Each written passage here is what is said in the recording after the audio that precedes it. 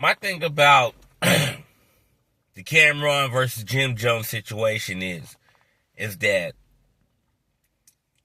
people are much more biased towards Cameron than Jim Jones. Mainly because Cameron always been the spotlight type of dude. You know what I mean?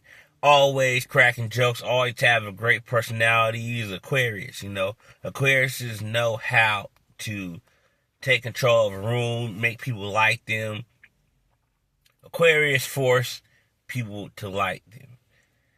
But at the same time, they don't give a fuck if you don't like them at all.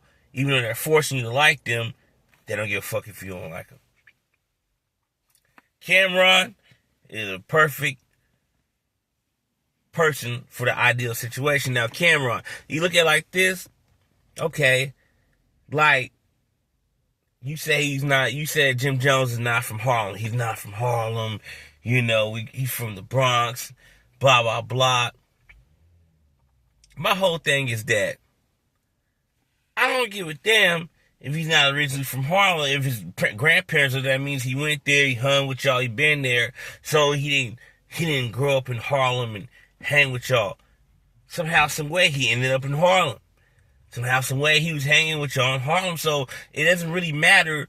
This is just an argument that's hella stupid. Then you wait till now to talk about all this stuff after all the hits then came out and y'all done made songs together.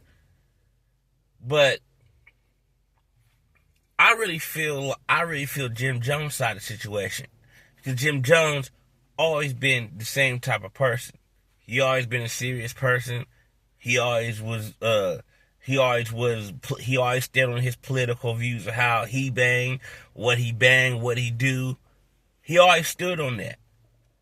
And he had the hardest album out of anybody in Dipset. Now, I don't want to hear about Cam talking about, well, Mace taught him how to rap good. Mace taught him how to rap good then, right?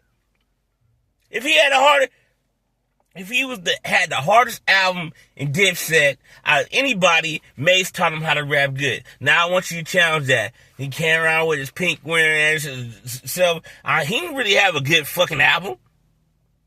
What album was good? That Dipset album was trash. It was all over the place. It's just like now. They didn't get along with each other, so how you think the album was like? If I don't get along with niggas and we all make an album together, how does it sound like?